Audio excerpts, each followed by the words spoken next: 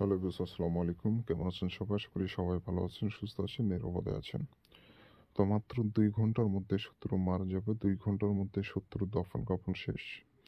তো এটা এতটাই ভয়ানক মৃত্যু হবে শত্রুর যা আপনারা কল্পনাও করতে পারবেন না। তো এই বানটার মাধ্যমে আপনি অল্প সময়ের মধ্যে শত্রুকে মেরে ফেলতে পারবেন। শত্রুর উপরে বান প্রয়োগের মাধ্যমে শেষ করে দিতে পারবেন। তো বন্ধুগণ অনেক বন্ধুরা আছেন যারা শত্রুর জ্বালায় অতিষ্ঠ হয়ে গেছেন। শত্রু আপনাকে বাঁচতে দিচ্ছে না। জায়গা জমি নিয়ে শুরু করে সম্পর্ক, মিলন বিভিন্ন বিষয় নিয়ে ঝামেলা হতে পারে এবং শত্রুতার সৃষ্টি হতে পারে। আমাদের দৈনন্দিন জীবনে বন্ধুত্বের পাশাপাশি কিন্তু শত্রু অনেক সৃষ্টি হয়ে যায়। সেটা হতে পারে আপনার আত্মীয়ের মধ্যে, হতে পারে আপনার পরিবারের, হতে পারে আপনার পাড়া-প্রতিবেশী বা বন্ধু-বান্ধব বা পরিচিত কেউ বা একসাথে কাজ করেন যে কেউ দেশ বা দেশের বাইরের। তো অনেক শত্রু আছে যারা এমন পর্যায়ে চলে যায় যে তাকে বাঁচিয়ে রাখলে নিজের বেঁচে থাকা কঠিন হয়ে যায়। তো এমন অবস্থায় বান মারা ছাড়া তাকে আর কোনো উপায় থাকে না। অনেক সময় অনেকে নিরুপায় হয়ে যায়। যে আইনের আশ্রয় নিলেও তার শত্রুর কোনোভাবে তাকে থামানো যায় না। শত্রুর ক্ষমতা পাওয়ারের সাথে কোনোভাবেই পেরে ওঠা যায় না। তো সেইসব অসহায় ভাই-বোনদের জন্য আজকের এই ভিডিওটি। যতই শত্রু ক্ষমতাশীল হোক না কেন, যতই পাওয়ারফুল হোক না কেন, আপনি যদি সঠিকভাবে এই বাণটি প্রয়োগ করতে পারেন, সঠিক নিয়মে যদি প্রয়োগ করতে পারেন, ওই শত্রু আপনার ২ ঘন্টার মধ্যে কবরে দাফন করতে হবে। তো বুঝতে পারছেন কতটা ক্ষমতাশালী পাওয়ারফুল একটি নকশা। আর যারা নকশা চিনেন, এগুলো বিষয়ে অভিজ্ঞতা আছে, তারা নকশা দেখেই হয়তোবা বুঝে গেছেন যে নকশার ক্ষমতা কতটুকু। আর যারা জানেন না, কাজ করেন, তাহলে বুঝে যাবেন নকশার ক্ষমতা কতটুকু। তো কিভাবে কাজ করবেন না করবেন A to Z সবকিছু বুঝাই দেব ভাই। এগুলো কুফরি কাজ। এগুলো তন্ত্র-মন্ত্র, ব্ল্যাক ম্যাজিকের কুফরি যেসব কাজগুলো আছে এগুলো খুবই শক্তিশালী হয়ে থাকে এবং নিখুঁতভাবে আপনাকে কাজটা সম্পূর্ণ করতে হয়। যখন আপনি ভুল-ভ্রান্তি করবেন বা একটু ১৯-২০ করবেন তখন কিন্তু আপনার জীবনের রিস্ক থেকে যাবে। আপনার কাজ তো হবেই না, উল্টা আপনার নিজের ক্ষতি হয়ে যাবে। অতএব পুরো ভিডিও দেখবেন, জানবেন, শুনবেন, তারপরে কাজ করবেন। আপনারা ভুল-ভ্রান্তি করার চেষ্টা করবেন না। এতে করে কাজ তো হবেই না, উল্টা আপনার ক্ষতি হয়ে যাওয়ার সম্ভাবনা থেকে যায়।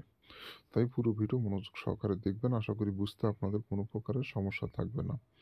তো যাই হোক বন্ধুগণ, আমার চ্যানেলে যদি নতুন এসে থাকেন, আমার ১ম বার যদি আমার ভিডিও দেখে থাকেন, অবশ্যই আমার চ্যানেলটি সাবস্ক্রাইব করে পাশে থাকা বেল আইকনে ক্লিক দিয়ে অল নোটিফিকেশন অন করবেন।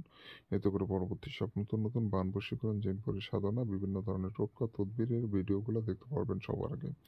তো আমার মতো করে ইউটিউবের কোনো তান্ত্রিক আপনাদের সুন্দর করে বুঝিয়ে দিবে না। আমি সবথেকে সুন্দর করে বোঝানোর চেষ্টা করি। কারণ আপনারা বুঝতে পারলেই ওখানে আমার সার্থকতা। আপনারা যদি না বোঝেন তাহলে সেখানে আমি ব্যর্থ। আপনাদের বোঝানোর উদ্দেশ্যেই তো আমার ভিডিও বানানো। আপনারা যেন সঠিকভাবে কাজ করতে পারেন এজন্য আমার ভিডিও বানাই। আমি কঠিন কোনো নকশা আপনাদের দেই না। সবথেকে সহজ নকশাগুলাই খুঁজে বের করে আপনাদের মাঝে উপস্থাপিত করি। তো যাই হোক বন্ধুগণ, শত্রুকে মারার জন্য আপনাকে বেশ কিছু জিনিস সংগ্রহ করতে হবে। ১ম হচ্ছে আপনি একটা কাফনের কাপড় কিনে আনবেন। এটা অল্প কিছু অংশ হলেই হবে। বাজারে আপনি সাদা কাফনের কাপড় আ ১ টুকরা কিনে আনলেই হবে, বেশি না। ছোট একটি অংশ লাগবে কাপড়টার এবং সাদা কাগজের উপরে সম্পূর্ণ নকশাটা আপনাকে লিখতে হবে। সাদা কাগজের উপরে লাল কালি দিয়ে সম্পূর্ণ নকশাটা আপনাকে লিখতে হবে স্কেল ব্যবহার করে এবং লাল কালি দিয়ে লিখবেন সাদা কাগজের উপরে। কাগজটা যেন পাক-পবিত্র হয়, নোংরা আবর্জনা যেন কাগজে না পড়ে থাকে এবং আপনি নিজেও পাক-পবিত্র থাকবেন এবং যে জায়গায় বসে নকশা লিখবেন জায়গাটাও যেন পাক-পবিত্র হয়। আর এই নকশাটা বৃহস্পতিবার এবং শুক্রবার এই ২ দিনে যেকোনো একদিনে লিখতে পারবেন। তবে এটা রাতে অঙ্কন করবেন রাত ১০টার পর। তো যখন নকশা অঙ্কন করবেন আশেপাশে কেউ যেন না থাকে, নিরিবিলি জায়গায় বসে সম্পূর্ণ নকশা অঙ্কন করবেন। নকশা লেখার সময় কারো সাথে কোনো প্রকার কথা বলবেন না। কোলাহল যুক্ত জায়গায় বসে নকশা লিখবেন না। ফাঁকা জায়গায় বসে নকশা লিখবেন। সমস্ত মনস্থির নকশার মধ্যে দিবেন এবং এই নকশাটা মূলত খুব দ্রুততার সঙ্গে লেখার চেষ্টা করবেন। দ্রুত এবং আপনার সম্পূর্ণ নকশা লেখা হয়ে গেলে নকশার নিচে আপনাকে ১ম এ শত্রুর নাম, তার নিচে তার পিতার নাম দিয়ে দিতে হবে। ১ম এ দিবেন শত্রুর নাম, তার নিচে তার পিতার নাম। নকশার নিচে যেকোনো জায়গায়। এভাবে করে আপনি নামগুলো দিয়ে নকশাটা প্রস্তুত করে নিবেন। প্রস্তুত হয়ে গেলে নকশাটা আপনাকে ওই যে কাফনের কাপড় আপনাকে একটা নিতে হবে।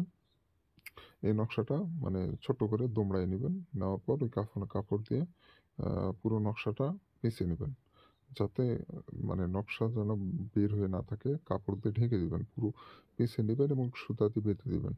সুতা দিয়ে সুন্দর করে বেঁধে দিবেন। নকশাটা আড়াল করে দিবেন। অর্থাৎ আপনার একজন মৃত ব্যক্তিকে কাফনে যেভাবে দাফন করা হয়, মানে কোনো অংশ যেভাবে বের হয়ে না থাকে, পুরো বডি যেভাবে ঢেকে থাকে, ঠিক একইরূপভাবে আপনি ওই নকশাটা কাফনের কাপড় দিয়ে পুরো বেঁধে দিবেন। কোনো অংশ যেন মানে বের হয়ে না থাকে নকশার। মানে সুন্দর করে সুতাতে বেঁধে দিবেন। তো এভাবে করে আপনি বেঁধে দিতে হবে এবং এই নকশাটা আপনাকে যেকোনো কবরস্থানে একটু খুঁড়ে ওখানে পুঁতে রেখে দিয়ে চলে আসবেন। আপনাকে আর কিছু করা লাগবে না। আপনার কাজ শেষ। আপনার মাত্র অল্প কিছুক্ষণের মধ্যে, কয়েক ঘন্টার মধ্যে আপনার কাঙ্ক্ষিত শত্রুর উপর বান প্রয়োগের কাজ শুরু হয়ে যাবে এবং আপনার মৃত্যুবরণ হতে মূলত ১ দিন টাইম লাগবে। তো কয়েক ঘন্টার মধ্যেই আস্তে, আস্তে কাজ শুরু হবে এবং সম্পূর্ণ মৃত্যুবরণ হতে ১ ঘন্টা ১ দিনের মতো টাইম লাগবে। তো এইটুকু কাজ করে রাখবেন। আপনার কাজ শেষ। আপনাকে আর কিছু করা লাগবে না। শুধু অপেক্ষা করবেন। খুবই পাওয়ারফুল একটি নকশা এটা। তো যেভাবে বলে দিলাম ওইভাবে আপনাকে কাজটি করতে হবে। কোনো রকম ১৯-২০ করার চেষ্টা করবেন না। কোনো রকম ভুল-ভ্রান্তি করার চেষ্টা করবেন না। এতে করে সমস্যা হবে আপনারই।